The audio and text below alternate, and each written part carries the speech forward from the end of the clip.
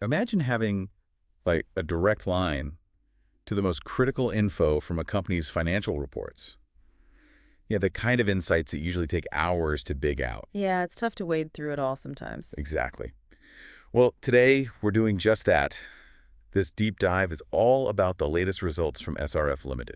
We're looking at their Q1 ended June 30, 2025. Huh. We've got their official filings, uh, the unaudited standalone and consolidated financials, plus their press release that just came out. Right, the primary sources. Good. Our mission here is really to cut through those numbers, pull out the crucial bits, and help you understand what it all means for SRF, their different businesses, and maybe the wider market too. Sounds like a plan. Where do we start? We'll look at the drivers, the strategy, what management's saying, the whole picture. Okay, let's unpack this. So what's fascinating, I think, is how SRF Limited has managed to, well, kick off its financial year with such strong momentum, especially, considering the external stuff they're dealing with. Yeah. Looking at the big picture first, their consolidated results for Q1 FY26, they paint a pretty encouraging picture. Yeah, SRF really did kick off its financial year with a bang. Mm, Consolidated revenue, it shot up 10%, mm. went from just over, 3,460 crore last year to nearly 3,820 crore this quarter. That's a solid jump. But here's what really grabbed me.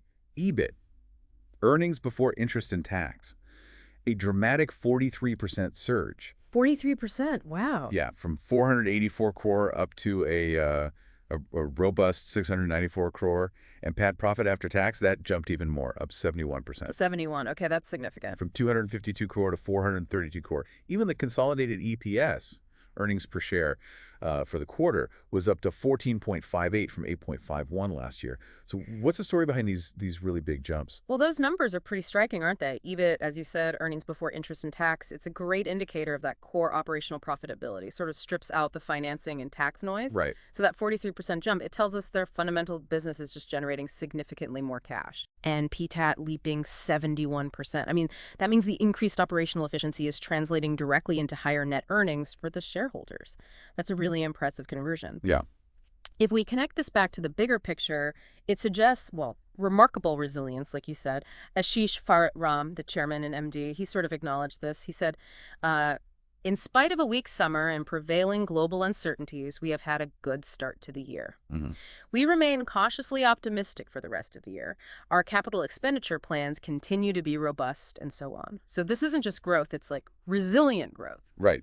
Despite the headwinds. Exactly. Despite those global headwinds, SRF seems to have leveraged its pricing power, consistent demand in key areas. It shows a pretty agile response to the market. That cautiously optimistic phrase is interesting, though. Makes me wonder, from your perspective, what are the biggest unspoken risks, maybe? The things they're likely prepping for behind the scenes, even with these strong numbers. That's a fair question. You always have to look beyond the headline figures.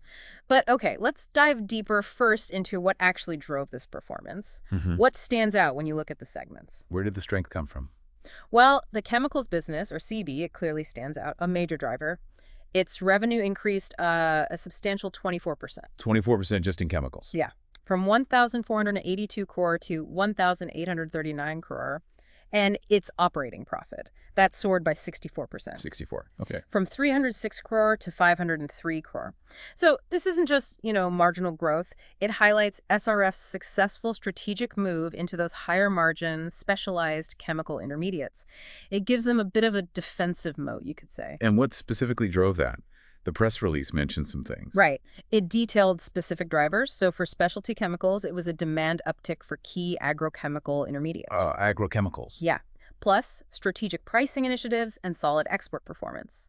And then for fluorochemicals, it was robust performance driven by higher refrigerant gas pricing and enhanced exports. And that export part was important because it effectively countered a weak domestic market for them. So the chemicals business, clearly a strong anchor then. Yeah. What about the performance films and foil business, PFB?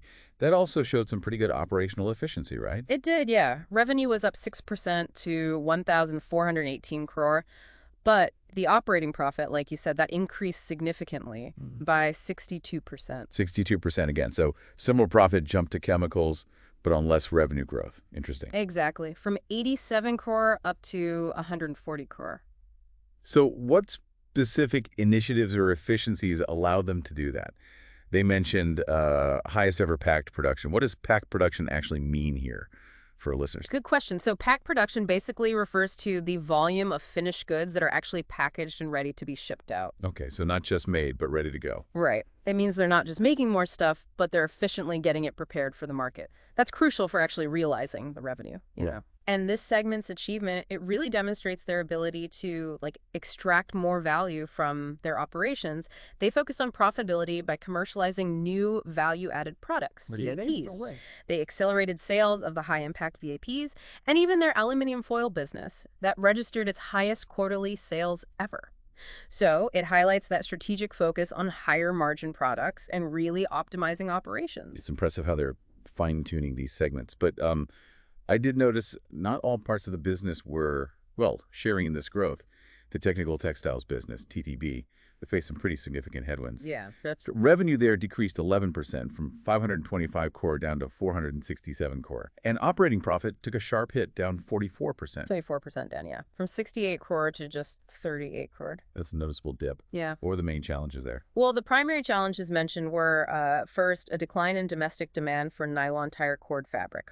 And second, increased pricing pressures for their belting fabric segment. And they specifically called out persistent dumping from China as a reason for that pressure. Ah, the dumping issue. That highlights those global competitive pressures, doesn't And it? it really does. It's a classic example of how, geopolitical factors, trade issues, they can directly hit a company's bottom line. Right. But despite those issues, it is worth noting, the quarter did see stable performance in other areas within TTB. They mentioned improved sales for nylon and polyester industrial yarns, so there was some internal resilience there. Okay, so some bright spots even within that challenging TTB market. And what of the other businesses category? Was that a similar story of sort of facing headwinds? Yeah, pretty much. That segment also reported a subdued performance. Revenue decreased by 25%. 25%. Down from 126 crore to 95 crore, and operating profit decreased 43% from 24 crore down to 13 crore. And the reason there? Primarily muted performance in their coated and laminated fabrics businesses. Seems it was reflecting just overall subdued market conditions and demand softness. Okay. So this whole segment breakdown, it tells you a lot, doesn't it, about a diversified company's strengths, but also its vulnerabilities. Yeah, definitely. It really showcases, I think, the strategic value of SRF's diversified portfolio. When one segment, like technical textiles, takes a hit, the strength in chemicals and performance films doesn't just compensate. It allows the company to keep investing in growth areas without slamming on the brakes. That's a luxury many single-focused companies just don't have. That's a critical insight, yeah. The value of diversification in action. Now, speaking of the future, the management commentary also highlighted robust capital expenditure plans. What does that look like? What does it tell us about their confidence? Well, their CapEx plans are quite substantial. It definitely indicates strong confidence in future demand, despite that cautious optimism tag. The board approved, first, a 250 crore investment for a dedicated facility at Dahej. This is to produce 12,000 metric tons per year of an agrochemical intermediate. More agrochemicals. Ties back to the chemicals business strength. Exactly. It directly addresses projected future demand within that high-performing CB segment. Okay, what else? They also approved a larger 490 crore investment. This is to set up a completely new BOPP film manufacturing facility in Indore that's for the performance films and foil business. Okay, BOPP films. For listeners maybe less familiar, what's BOPP? Right, good clarification. BOPP stands for biaxially oriented polypropylene. It's a very common, very versatile plastic film used heavily in packaging, labels, things like that. Gotcha. And this new facility, it's going to include a state-of-the-art 10.4 meter wide Bruckner film line, basically. A very large, very efficient machine for making these films, and also a metallizer. A metallizer, what does that do? That adds a super thin metallic coating to the film. You see it on things like snack bags. It enhances the film's barrier properties, protecting food from moisture and oxygen, for example. Oh, okay. Makes sense. And this whole project, the BOPP plant, is expected to be completed in about 24 months. So yeah, these investments clearly signal that SRF is committed to expanding capacity in their high-growth areas, even with external uncertainties. Those are definitely significant investments, Right. especially, as you said, balancing it with that cautious outlook. What about rewarding shareholders, though? Are they balancing that growth push with returns? They are, yes. The board also approved a first interim dividend for this financial year, 2025-26. It's set at 4 rupees per fully paid up equity share. Okay. That aggregates to about 118.57 crores going back to shareholders. So it clearly signals, their commitment to balancing growth with shareholder returns, shows confidence in their ongoing cash flow. Right. You need the cash flow to support both CapEx and dividends and their overall financial health. Are they managing debt well? Are the ratios looking okay? Yeah, this definitely raises that important question about financial stability. And the numbers, they look very encouraging, rather than just rattling off every single ratio. Please don't. All right. Let's look at the trend. The key takeaway from these financial ratios is basically a dramatic strengthening of SRF's balance sheet compared to the same quarter last year. Okay, how so? Well, for instance, their debt service coverage ratio, it improved significantly from 1.82 up to 2.58. And the interest service coverage ratio jumped from 5.28 to 8.55. And what do those mean in plain English? It means they're generating substantially more operating income to comfortably cover their debt payments, both principal and interest. Much more breathing room. Okay. Then you look at margins. Operating margin percent rose from 12.72% to 17.17%. Net profit margin percent went from 7.28% up to 11.32%. So increased profitability from their core operations is clear. Right. And critically, their reliance on debt has actually decreased. The debt-to-equity ratio improved, dropping from 0.43 down to 0.35, and total debts to total assets also went down from 0.24 to 0.21. So less leverage, more equity backing the assets. That sounds healthier. Exactly. It's a bedrock of financial stability. Their short-term liquidity looks good, too.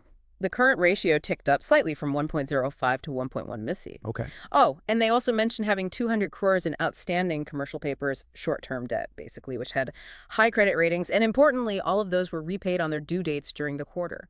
Shows solid financial discipline and good liquidity management. That paints a pretty clear picture of strong financial health then. Here. Okay, let's shift gears slightly. Let's talk about the auditors. The results are labeled unaudited, but they underwent a limited review. What exactly does that mean for us, for the listener? How much assurance should we take from that? Yeah, this is an important distinction to get your head around. So the unaudited results, they have been looked at by BSR & Co., LLP, who are their statutory auditors, but it was a limited review. Limited meaning They're less thorough. Exactly. The auditors explicitly state that a review is substantially less in scope than an audit. An audit is the full deep dive, testing transactions, internal controls, the works. A review is more about inquiries and analytical procedures. So they don't give a full audit opinion. Correct. They don't express that full opinion. Instead, their review basically confirms that, and I'm quoting loosely here, nothing has come to our attention that causes us to believe that the accompanying statement dot contains any material misstatement. Okay, so it's like a plausibility check. Nothing looks obviously wrong. That's a good way to put it. It provides a layer of assurance, yes. It confirms the numbers appear plausible based on their limited procedures, but it's definitely not the same level of certainty you get from a full audit. Right. Okay, that's clear. And I noticed a specific caveat they mentioned about the Q4 figures from the previous financial year, FY25. That seemed like an important detail. Yes, indeed. That's a nuance worth highlighting. The auditors made a key clarification. The figures specifically for the 3 months ended March 31st, 2025, essentially Q4 of FY25, weren't fully audited on their own in the same way the full year was. How were they calculated then? They were essentially what they call balancing figures. They were calculated by taking the fully audited results for the entire financial year, FY25, and subtracting the reviewed, not audited figures for the first 9 months of that year. Ah, okay, so the full year got the deep dive audit. But that specific Q4 snapshot was derived differently, with a slightly different assurance level attached to the 9-month figures used in the calculation. Precisely. It's a crucial bit of context for anyone really digging deep into these quarterly trends over time. You just need to be aware of how those specific numbers were arrived at. That's a really key detail for sure. Okay, so beyond the numbers, beyond the audits, what about SRF Ltd in terms of, say, innovation, broader societal impact? Does the report touch on that? Because that tells us a lot about the company's longer-term vision and culture, doesn't it? Absolutely it does. And yes, they do highlight some points there. Their commitment to innovation seems pretty evident from their intellectual property portfolio. Oh, yeah. What do they say? SRF Ltd has applied for a total of 494 patents globally to date. Wow, nearly 500 patent applications. Yeah. And an impressive 153 of those have actually been granted so far. That speaks volumes, I think, about their ongoing R&D efforts and their strategy to kind of future-proof the business through proprietary technology. It's about building that competitive moat we talked about earlier. Definitely, innovation is key in chemicals. Yeah. And are they getting recognized externally? Any awards or accolades mentioned? That also speaks to quality and maybe social responsibility. Yes, a couple of notable ones recently. Their fluorochemicals business received a 0 ppm award from Toyota Kirloskar Motor. 0 ppm, parts per million. So basically for defect-free quality. Exactly, recognizing their quality and defect-free performance. That's a big deal coming from an automotive giant like Toyota. For sure. And additionally, the SRF Foundation, which is their CSR arm. Right, corporate social responsibility. Yeah. They received the CSR Times Award 2025 Gold for their rural education program in Mewat. Okay, so recognition for both operational excellence and social contribution. Correct. And these non-financial achievements, they really do tell you a great deal about the company's culture and long-term vision. It highlights, I think, a deep commitment not just to profits, but also to quality control, operational excellence, and social responsibility.